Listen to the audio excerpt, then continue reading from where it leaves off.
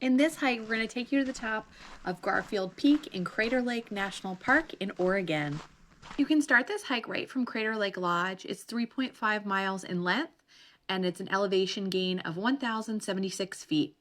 All right, guys, so it's about 7 a.m. here at Crater Lake in the morning. It is chilly, so we're dressed pretty warmly to get started here. It definitely gets cold in the mornings.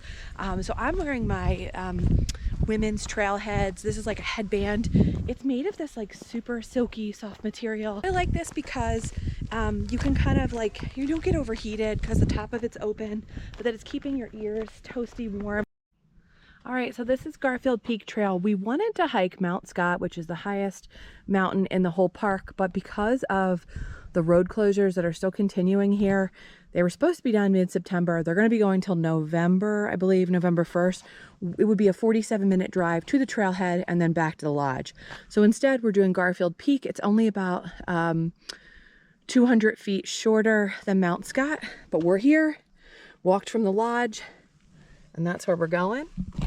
And then they want you to use this boot brush to remove invasive seeds. I'm going to do that real quick. All right, let's get going.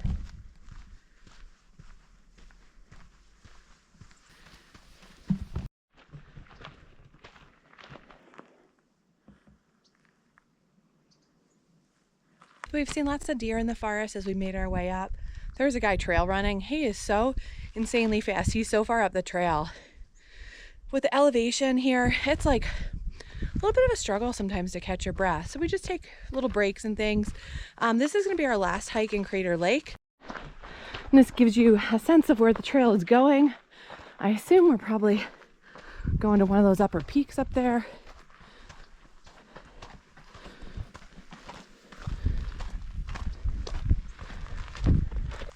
So one of my favorite things to do when I'm at a national park is to attend a ranger program.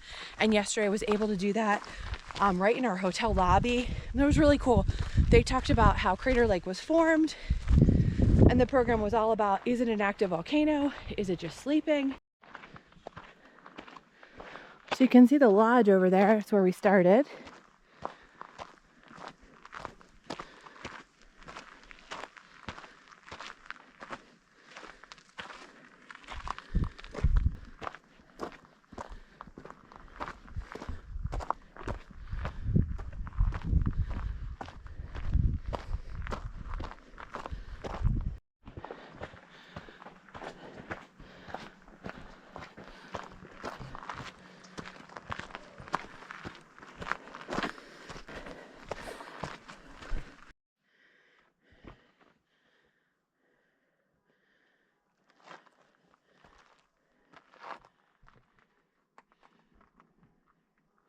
I would say this isn't too hard.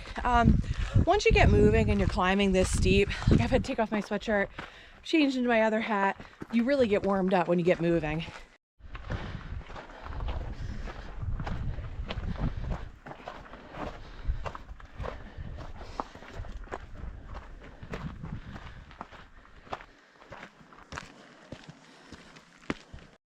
So you can see the sun has risen, but it's kind of blocked by these big mountains in the distance. So you can start to see how it lights up the rock faces. I think one of my favorite things when you get up this high are these like gnarly old trees.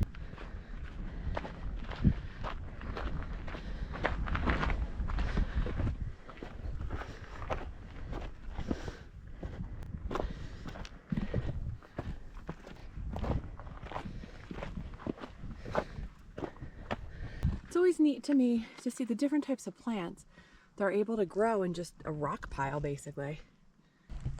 Hiking in September is always a little rough for me because I spent a lot of the summer in Delaware and it is such a flat state. I hike there, but it's like such easy hiking. And then you come to like a higher elevation, a trickier hike, you find yourself out of breath like I am. So one of the things we try to do is when we go to a place with a higher elevation change, we try to give ourselves a day to acclimate a little bit, and then we'll do the harder hike on day 2.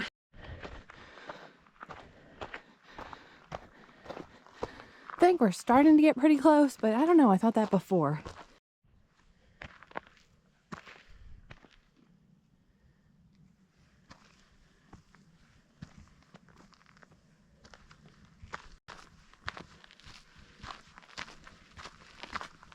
All right, so we're starting to get some nice views of the lake again. We've wrapped our way back up. You can see the sun is rising up there. So, I mean, obviously, so you can see down there is that Phantom Ship Rock that we went to yesterday on the Sun Notch Trail. But what I think is so cool about the trails here is every one of these hiking trails gives you a different perspective from the lake. And like getting down near Cleetwood Cove, going at lakeshore level and swimming in the lake, you could just see how clear and how deep it was and how blue. And from up here, you know, all the different rock formations, and some have these sharp drop-offs, and just how the lighting looks different. It's so cool. You can see little wildflowers here.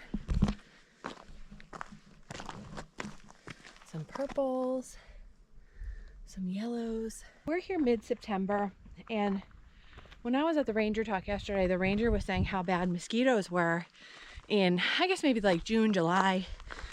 So you hear bugs and things flying around, but you haven't had to use any repellent. They're not biting you. They're not flying near your face. So it's pretty good conditions for hiking. So you really have to look closely here, but we saw some pikas moving throughout the rock, gathering some wildflowers.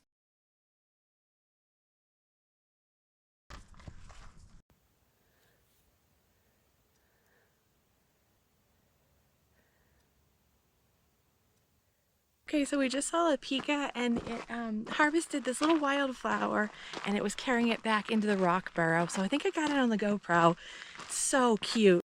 All right, so this is the end.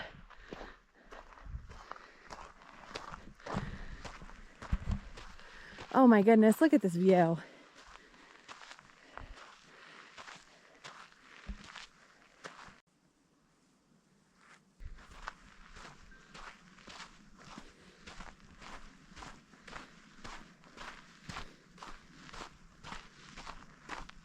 And this really puts it in perspective. So there's a lodge. That's where we started, which is crazy. All right, guys. Well, thank you so much for watching. We're just going to be hiking back down and then heading back to the lodge. After this, we go to Bend, Oregon, and then we're going to the Columbia River Gorge before we fly home. So we've got 2 more nights left of our trip. So I'm going to keep filming and bringing you along. This was an amazing hike, challenging with how steep it was and all the switchbacks and things, but so worth it. The view up here is incredible. You get that great sense of accomplishment when you do a hike like this. We saw pikas. How cool is that?